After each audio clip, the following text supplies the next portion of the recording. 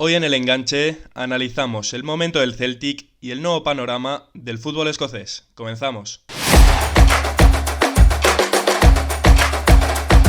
¿Qué tal, enganchados? Muy buenas. Hoy, como os he comentado en la introducción, nos vamos hasta las islas, nos vamos hasta Escocia, porque la verdad que estamos viendo bastantes sorpresas este año en el fútbol escocés. Sin ir más lejos, vemos ahora mismo un líder en la tabla que no es ni Celtic ni Rangers. Es uno de los equipos históricos de Edimburgo. Para ello, hoy en el enganche contamos con un invitado muy especial que yo creo que no necesita mucha presentación, porque para todos aquellos que amamos el fútbol internacional es un auténtico referente. Tony Padilla, ¿qué tal? Muy buenas.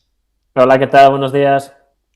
La verdad que, como lo he comentado ahora, es un auténtico lujo tenerte por aquí porque la verdad que te admiramos mucho, sobre todo los que estamos comenzando ahora mismo en esto del periodismo. Te hemos podido ver en la tele, te hemos podido leer. Yo encima soy suscriptor de la revista Panenka, así que ni te digo. Y por cierto, me ha mandado José David López, que no ha podido estar en este vídeo. Un abrazo para ti, que le hubiera encantado hacer esta charla. Tony, si te parece, vamos comenzando poco a poco. Claro, lo he comentado ahora en la introducción. Estamos viendo en el fútbol escocés un poco una situación extraña porque tanto Celtic como Rangers, ninguno de los dos ahora mismo lidera. Es cierto que la distancia que tiene el Hertz sobre ellos es mínima, pero claro, nos extraña mucho ver esto.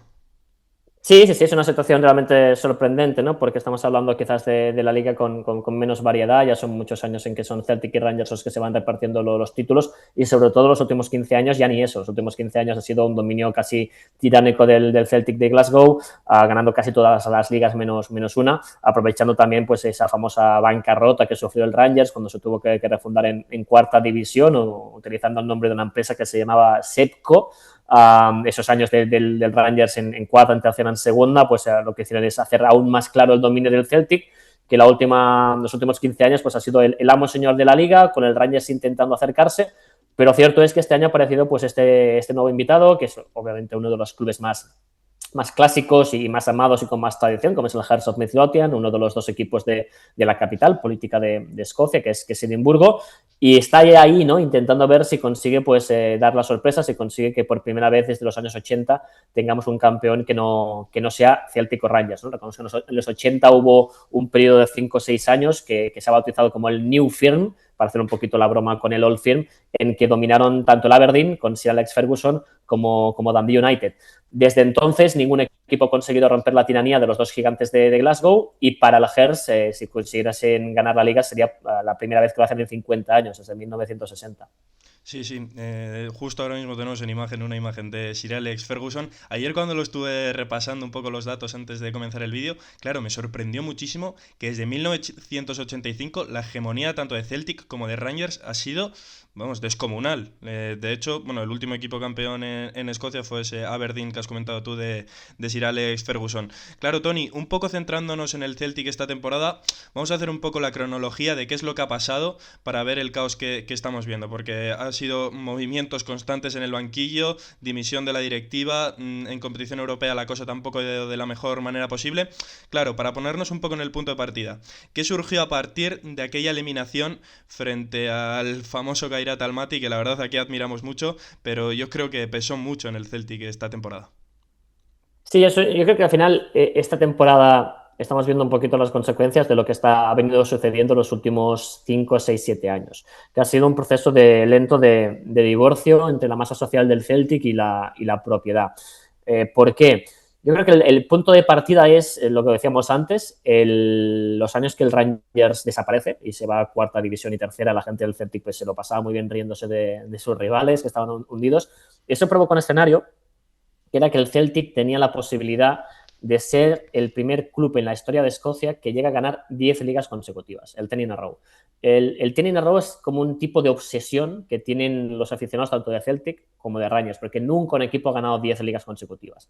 En los años 60, el mítico Celtic, que será campeón de Europa en el 67, el equipo Jock Stein, gana 9 ligas consecutivas. 9. Y el Rangers, el año que iba a hacer 10, lo evitan. En los años 80, después de ese momento del Aberdeen, el Rangers iniciará una época dorada que los lleva a jugar incluso cuartos de final de la Champions, tener un auténtico equipazo, el de Ali McCoy, Mu Johnston, tenía un equipo casi más fuerte que los ingleses, y el Rangers gana 9 ligas consecutivas. Y en los 90, el Celtic lo evita. La que iba a ser 10, el Celtic lo evita. Entonces, los dos equipos siempre tenían esa idea de que los dos habían estado un paso de las 10 ligas consecutivas. Con el Rangers fuera de combate, el Celtic ve que tiene una oportunidad de llegar a las 10 consecutivas, se pone las pilas y llega a ganar 9. Y el año que tenía que ser 10, el Rangers lo evita. Entonces, nunca ha pasado. Siempre el año de 10 lo han evitado. Y el 10 in a row es como una obsesión, ¿no? Entonces, la afición del Celtic se enfadó mucho con su propiedad porque interpretaron que el año que tenían que hacer 10 no invirtieron bien el dinero y pensaron más en términos económicos, de empresa, de balances económicos, que no en la obsesión que era conseguir ganar la liga número 10. El Rayo solamente ganó uno. A partir del siguiente año, el Celtic vuelve a dominar. Pero eso ya dejó ahí una sensación complicada, que se suma a que si tú estás ganando cada año la liga, lo que quieres es competir bien en Europa. Y no se ha conseguido, ¿no? Son muchos años de decepciones en competiciones europeas, el equipo siempre pierde fuera de casa, fuera de fases de grupos de Champions, cuando entra en Champions pues no consigue rendir bien, y todas estas cosas de alguna forma pues fueron creando un ambiente muy, muy enrarecido en que la afición pues se enfadaba mucho con la directiva, con el presidente Peter Lawwell y sobre todo también con el máximo accionista que había entrado, que era Dermot Desmond. El Celtic tiene diferentes accionistas, pero el mayoritario hace unos años es Dermot Desmond, que es un empresario de Irlanda, que es del mundo de la banca, pues ha comprado muchas cosas, compró aeropuertos, edificios, empresas, y en un momento entra como máximo accionista del Celtic. Y ahí se genera un poquito de problemas porque se empieza a acusar a la directiva de pensar mucho en balances económicos y no de invertir bien en jugadores que puedan marcar diferencias, ¿no? Entonces todo eso se va enmarañando. Llega este año, otra decepción, y la situación se va complicando aún más porque los cánticos de la afición más radical, los del Celtic, organizados en un grupo llamándolo la Green Brigade, que es un grupo extremadamente politizado, nacionalismo irlandés, republicanismo, extrema izquierda, antifascismo. Este grupo empieza pues, a liderar los cánticos en el estadio contra la directiva, con cánticos de sack the board, o sea, hay que eliminar a la directiva. Y la directiva lo que hace es aprovechar incidentes puntuales de estos hinchas con algún policía, en algún desplazamiento, para intentar expulsarlos del campo. Y eso ya crea el ambiente en el campo, empieza a ser horrible, porque ya no hay el grupo principal de animación, pero el resto de estadios sigue pidiendo la dimisión de la directiva.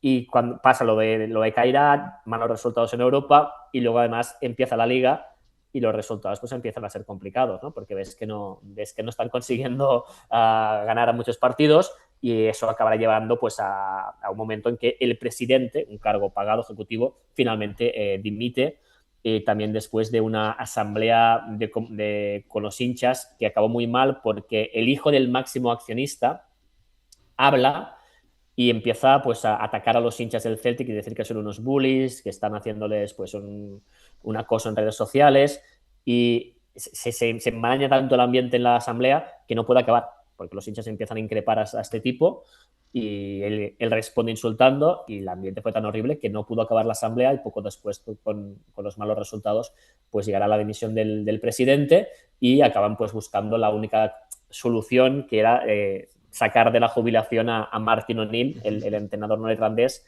que es seguramente la única figura de consenso que hay ahora mismo, la única figura que une a toda la gente en el Celtic. Sí, sí, la verdad es que ha sido un auténtico caos todo desde que comenzó la temporada. De hecho, con Brendan Rodgers, que yo creo que es un técnico que la verdad que tiene mucha reputación allí en Glasgow, por lo que hizo yo creo que sobre todo en su primera etapa, pero bueno, en la vuelta tampoco lo ha hecho mal. Claro, es que los números una vez después de la eliminación frente al Kairat y un poco ese clima generado, era en la jornada 9 a 8 puntos del Hertz, que iba líder. En Europa League los números tampoco eran los mejores, entonces decidieron saquear a Brendan Rodgers. Luego es cierto que entró, como tú has comentado, la figura de Martin O'Neill, que la verdad que a mí cuando vi que, o sea, estaba como en ese momento de transición, de interino, que la verdad que consiguió muy buenos números, sin ir más lejos, 6 victorias en 7 partidos, y tras ello entra una figura que yo creo que ha devuelto el caos a Glasgow y a Celtic Park, que es la aparición de Wilfred Nancy en el banquillo, que la verdad que tengo aquí los números apuntados y me sorprende mucho cómo un entrenador así ha podido acabar en el Celtic, porque tuvo un diciembre fatídico y fueron solo 2 victorias y 6 derrotas, incluyendo una derrota en la final de Copa de la Liga ante el St. Mirren. Entonces, de esta manera, claro, el Celtic vio que había que recurrir otra vez a Gary O'Neill y la leyenda ha vuelto al banquillo del Celtic Park, Tony.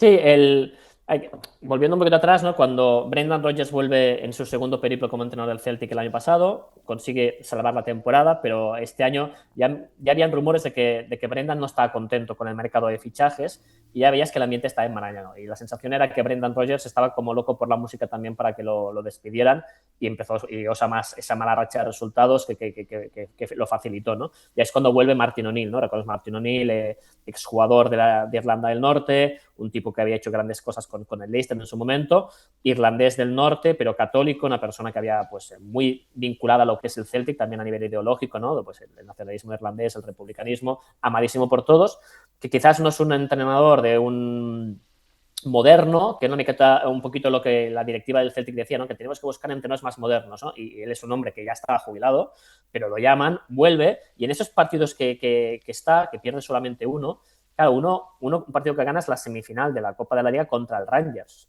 O sea, gana partidos muy importantes y gana también algún partido importante en competición europea que sube la autoestima del equipo. Entonces, veis que los jugadores iban como tiros, ¿no? Entonces, claro, él es cierto que él dice, oye, yo estaba tan tranquilo en mi casa tomando té, yo estoy solamente hasta que buscar un entrenador. Y claro, y sorprende a todo el mundo con Wilfried Nancy, que claro, es un entrenador joven, moderno, pero totalmente desconocido, ¿no? Un francés que estaba trabajando en el fútbol de Estados Unidos. Y eso provocó cierta decepción porque quizás la afición del Celtic esperaba un nombre más consagrado y básicamente la gente tuvo que hacer un Google de quién es Wilfried Nancy, porque no es un entrenador que fuese muy conocido por todo el mundo, porque había estado en la MLS en los últimos años. Que habla muy bien de fútbol, que tiene unos conceptos interesantes, pero yo creo que es un entrenador que lo puede hacer bien, pero aterriza en el peor momento.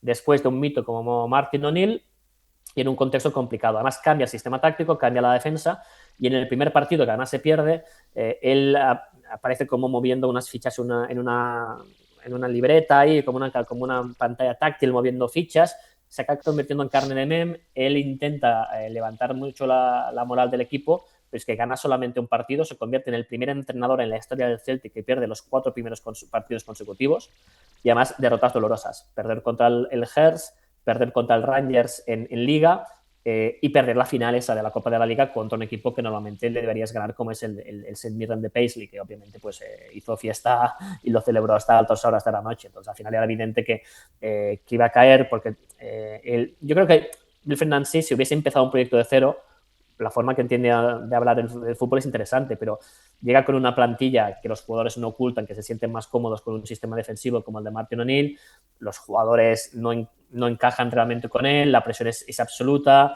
empieza pues a recibir pues ataques por todos sitios e incluso hinchas muy famosos del Celtic como Rod Stewart, el cantante, uno de los cantantes que ha vendido más discos en la historia de la música, que Rod Stewart, pese a que es nacido en Inglaterra, él tiene sangre escocesa y es un hincha del Celtic enfermizo, empieza a colgar vídeos pidiendo que despidan a Nancy y después de la derrota en el Old Firm, pues obviamente acaba pasando y la directiva, la única opción que tiene es volver a llamar a Martin O'Neill pidiéndole por favor vuelve hasta final de temporada. Martin, que es muy del Celtic, porque el de pequeño pues tenía la camiseta, la bufanda del Celtic en su Irlanda del Norte natal, acepta hasta final de temporada y claro, el primer partido el equipo gana, gusta, golea y demuestra que obviamente pues con Martin está bien, ¿no? Está a 3 puntos con un partido más del Hearts, por tanto la liga aún tiene opciones, ¿no? Por el formato de Escocia, que habrá una última ronda, una cuarta en que habrán duelos directos, por tanto la liga aún está abierta y el Celtic aún puede salvar la temporada con Martin O'Neill.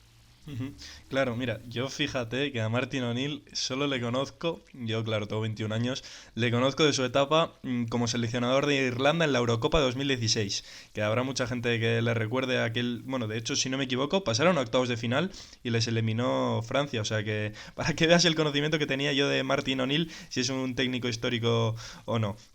Sí, sí, Claro. y jugador también, fue un jugador realmente interesante en su momento, jugó un partido en equipos también buenos, pero sobre todo como lo mejor como entrenador y fue como el primer entrenador de ese Leicester de finales de los 90 que ganó una Copa de la Liga y que tuvo una generación muy dorada, pero sí es un entrenador ya con mucha trayectoria.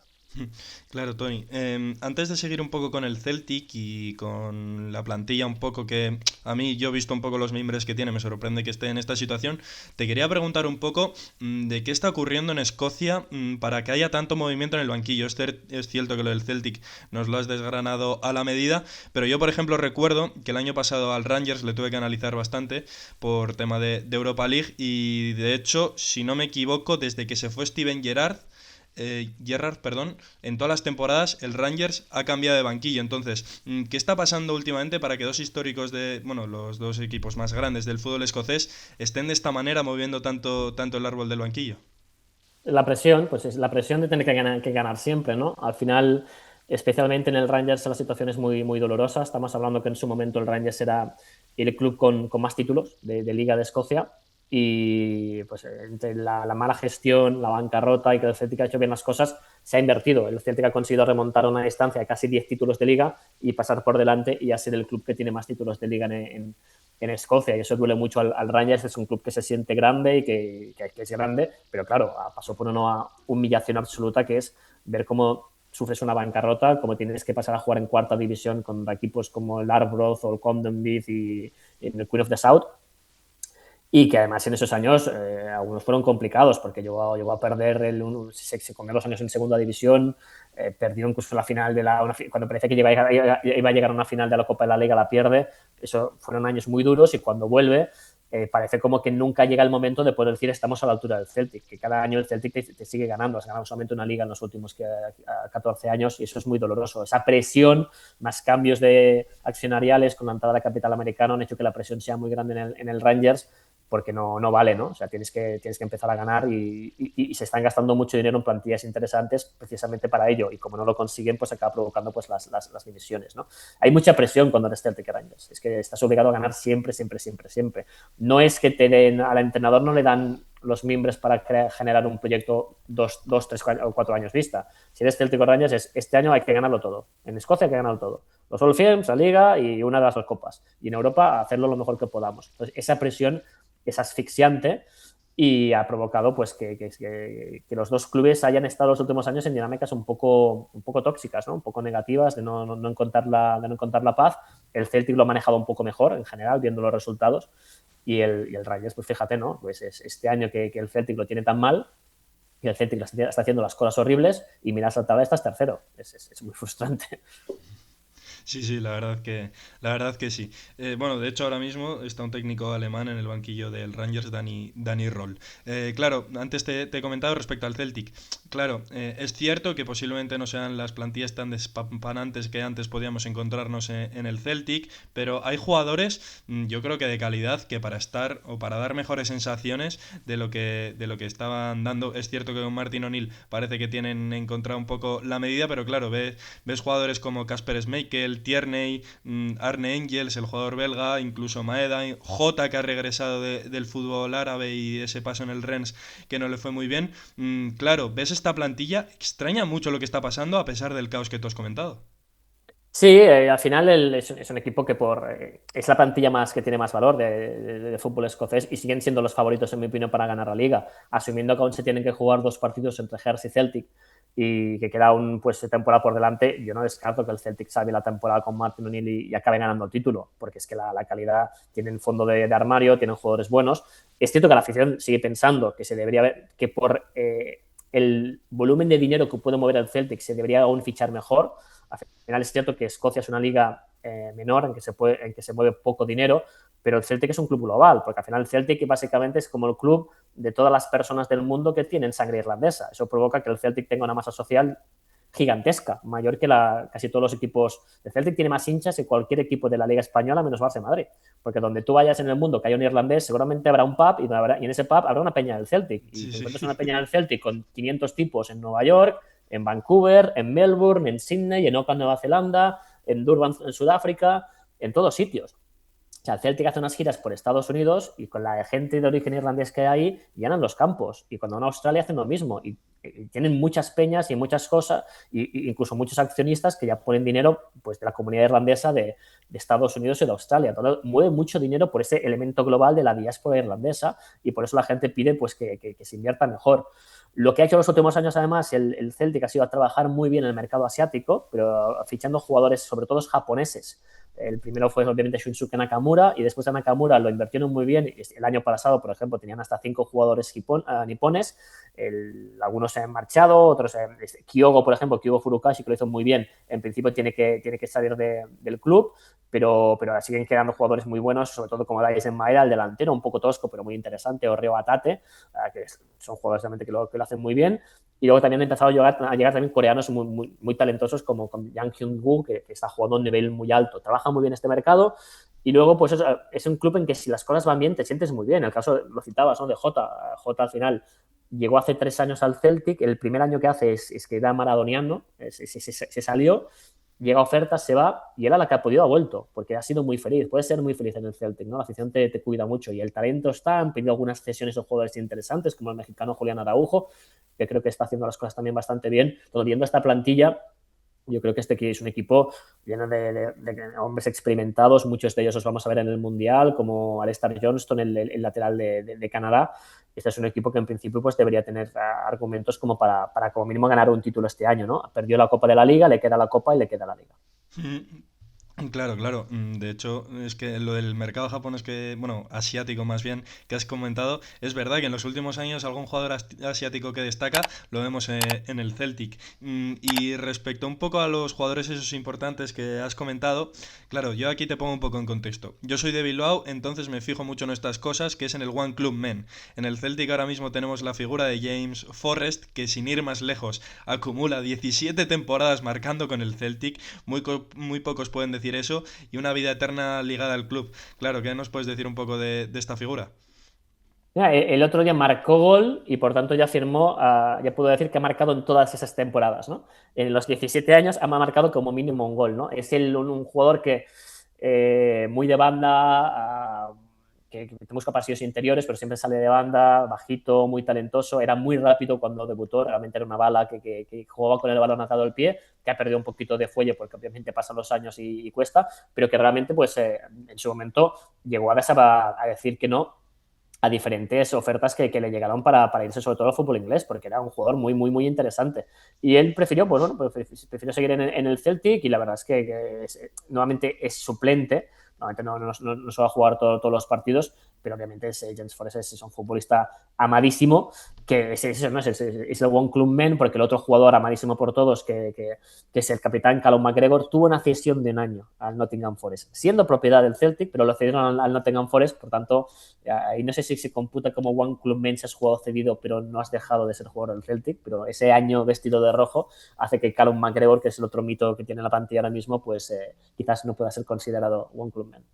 Claro, yo en este caso, por lo que tengo entendido, las cesiones ya te lo perjudican, porque yo creo que el objetivo del One Club Men es que toda tu carrera hayas vestido la camiseta del mismo equipo. Entonces ahí yo creo que McGregor va a tener el problema. Pero si no me equivoco, al Celtic hace unos años, a lo mejor tú sabes el nombre, le dieron el premio a uno, no me acuerdo. ¿De One Club Man? Sí, del Celtic. Es que ha tenido bastante, pero en Bilbao. Sí, le dio el Atleti el premio, no me acuerdo a quién. A Billy McNeil. Ese, sí, McNeil, Sí, es pero verdad. claro, Billy McNeil es el capitán histórico del equipo de los 60. Eso es. O sea, el César, ¿no? Como lo han llamado. Billy McNeil fue el capitán que levanta la foto más famosa de la historia del Celtic, que es Billy McNeil en ese estadio tan raro que es el Estadio Nacional de Jamboree de Lisboa, porque tiene como una arquitectura muy rara, muy así como clásica, y subió ahí unas escaleras con unas columnas dóricas detrás y levantó la orejona en 1967 después de derrotar al Inter de Milán por 2-1 en la primera Champions de cualquier equipo británico. El Celtic la ganó antes con cualquier club inglés, un año después ya la gana Manchester United en Wembley, pero Escocia tiene una Champions, la tiene el Celtic y como mínimo pueden decir que lo hicieron antes que los ingleses y fue Billy McNeil que es una de las auténticas leyendas de ese equipo del Celtic de los años 60, ese equipo de Lisboa, los Lisbon Lions, entrenados por el Rancho Stein, que todos los jugadores titulares en esa final habían nacido en un radio de 40 kilómetros alrededor de Glasgow. Eso sí que es jugar con gente a la casa. Sí, la verdad que sí. Yo encima eso lo admiro mucho, que con gente de la casa se llegue lejos. Claro, por ir acabando un poco con el tema de los jugadores, esta pregunta es más global, no solo es del Celtic. ¿Cómo en Escocia los dos, tres clubes, digamos, más top que hay, logran quizás atraer a jugadores de tercer nivel cuando vemos que tan cerca en Irlanda, Irlanda del Norte, incluso en Gales, se atrae nivel bastante amateur, el nivel de las ligas no es tan superior porque al final lo de primer y segundo nivel se va todo a Inglaterra, pero claro, a mí me sorprende mucho que a pesar de ello en Escocia sigan aguantando y sigan dando bastante nivel a pesar de todo lo que hemos comentado en el vídeo. Sí, claro, la situación es diferente. Creo que Irlanda, por ejemplo, históricamente ha tenido otros deportes que realmente hacen competencia, ¿no? En Irlanda tienen los deportes tradicionales, el fútbol gaélico, el hurling, que son deportes 100% irlandeses, y hay aún muchos irlandeses que dicen que esto del fútbol o el rugby son deportes que trajeron los ingleses, ¿no? Entonces, en Irlanda la historia también ha sido más complicada y tienen mucha competencia de otros deportes. Pero Escocia a nivel demográfico, a nivel industrial, son gigantes, ¿no? Glasgow es una ciudad a nivel industrial que tiene mucha potencia económica y ha tenido, y tiene sobre todo estos dos clubes que son Celtic y Rangers, que lo que tienen es que tienen ese elemento también global, ¿no? Le decíamos que el Celtic al final es el equipo de todos los irlandeses, y el Rangers no solamente es un equipo amado en Escocia, también en Irlanda del Norte todas las personas que son protestantes y unionistas sienten el Rangers muy suyo. Por lo tanto, tiene un elemento global que hace que tengan masas sociales muy grandes, y el hecho de tener la base en una ciudad que fue tan rica y tan industrial como Glasgow le daba pues, potencia económica, ¿no? Yo creo que por eso son un poquito la excepción en una liga en que el resto de equipos sí que lo pasan un poquito mal. Aunque está Edimburgo, que al final es la capital, que es una ciudad muy, muy grande, muy importante, pero claro, por resultados tanto Hibernian como Hearts no han podido competir a la misma altura que los otros. Pero Escocia sí que es una zona donde el fútbol es el deporte hegemónico por delante del rugby, que tiene tradición, es la segunda liga más antigua del mundo. Al final, claro, ellos cuando en el resto del mundo aún no juegan a fútbol, ellos estaban jugando partidos contra Inglaterra, ¿no? Pero esa tradición les permite tener estructuras muy sólidas que les ha permitido pues, plantar cara un poquito al fútbol inglés en momentos puntuales. Claro, de hecho, yo le pregunté hace poco del fútbol escocés un poco a Carlos Cuellar, le pregunté el año pasado, el jugador del Rangers, un poco de las diferencias que hay, y una cosa que me sorprendió mucho es que me dijo que tuvo que coger, no sé si fueron 12, 15 kilos, para aguantar físicamente, o por lo menos en su época, el ritmo del fútbol escocés. O sea que a pesar de ello, digo, el fútbol escocés todavía tiene cualidades que puede atraer mucho a jugadores británicos o ingleses o que quizás no estén en el punto más álgido de su carrera, pero bueno, oye, que vean en el fútbol escocés una vía para poder seguir al más alto nivel. Sí, yo creo que cada vez más clubes entienden, por ejemplo, que ceder a un jugador al fútbol escocés tiene sentido, porque si todos los equipos están jugando en competiciones europeas, el ambiente es bueno, el fútbol está mejorando, y una de las vías que he trabajado mucho Celtic Rangers ahora también lo hace el Hertz, es pedir cesiones de jugadores interesantes, ¿no? Han pasado por ahí jugadores muy, muy talentosos, y esa es una de las cosas que en Escocia estoy intentando hacer, ¿no? Que es encontrar el equilibrio entre formar los jugadores locales, porque necesitan también tener base, pero atraer talento aceptando que quizás ya no lo puedes fichar a un jugador. El Celtic en los años, o el Rangers en los 80, le podían disputar en el mercado de fichajes un jugador al Manchester United. Ahora no. Por tanto, ya que no puedes, acéptalo, pero pídele una cesión, ¿no? Ujú. Sí, sí, por ese lado es muy interesante el mercado escocés, la verdad. Y bueno, recordemos que Escocia está en el Mundial clasificada, o sea que por ahí también es un atractivo más.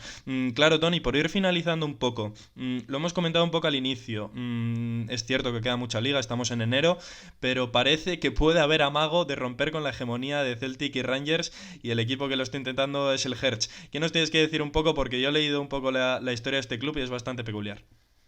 Sí, estamos hablando de uno de los clubes más antiguos del mundo, ¿no? Los Jambos, protagonistas del gran derby de Edimburgo, que un poquito es como el de Glasgow, o sea, el Hibernian es como el Celtic, el equipo fundado por los irlandeses, inmigrantes irlandeses que llegaron en masa para trabajar en fábricas, y el Hertz es el equipo tradicional, muy escocés, que toma nombre de un mosaico que hace referencia a un poema de Walter Scott, que es la cosa más escocesa que puede haber en el mundo, un club muy histórico, que divide por dos la ciudad de Edimburgo, que ha tenido pues épocas muy gloriosas en el pasado, los últimos años pues lo ha pasado mal, tuvo un intento ya hace como 20 años de intentar pues desafiar a los grandes cuando llegó un empresario lituano que empezó a fichar jugadores del este de Europa, que fue un momento bastante friki, porque parecía que iba bien, pero luego el equipo acabó casi arruinado y tuvo que bajar a segunda división y casi desapareció.